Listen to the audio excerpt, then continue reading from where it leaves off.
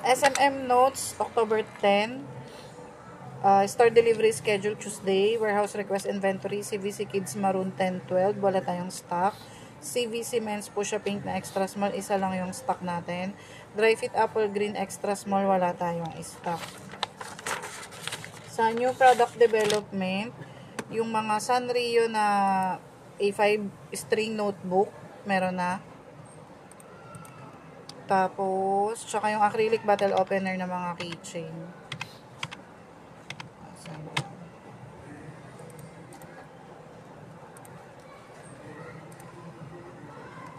Dito nyo yan makikita sa system, oh. Yung ganyang catalog. Tapos, sa website naman, may new update yung Sabli Central. Meron ng billiards apparel collection. So, pag may customer kayo na naghanap ng pang ganon, na pang billiard, meron na tayong mga design sa website. Ayan yun, oh. Tapos, sa website yan ng Sabli Central. Sa website naman ng Transfer It, yung mix and match, ayan, nag-giveaway bundle. Kasi diba, syempre magpapasko, may mga company na nag-i-inquire, so pwede natin i-share sa kanila yan. Sa ROM Save Reply, yung planner, 2026, may video na. Pwede natin gamitin yun pagka may nag-i-inquire na ng planner. Tapos, sa OLM naman, yung mga approved posting nila, sa page nung Transfer It, ayan yung t-shirt sublimation, $2.99. Pwede din to sa atin, ha. Basta pattern daw natin yan. Tapos yung mix and match bundle, andyan, yun nga, yung mga pang giveaway bundle. Tsaka yung mga reflectorized shirt, nakapost na rin sa Transfer It official page.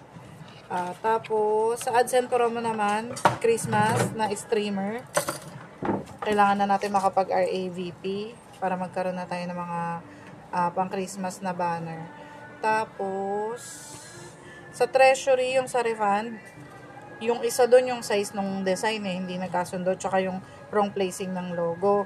Siyempre, para maiwasan to, palagi yung proper mock-up na ipapaprove sa customer, tsaka sample na rin bago i-press, para maiwasan yun na mali pala yung placing ng logo or yung size pala ng design hindi pala gusto ni customer.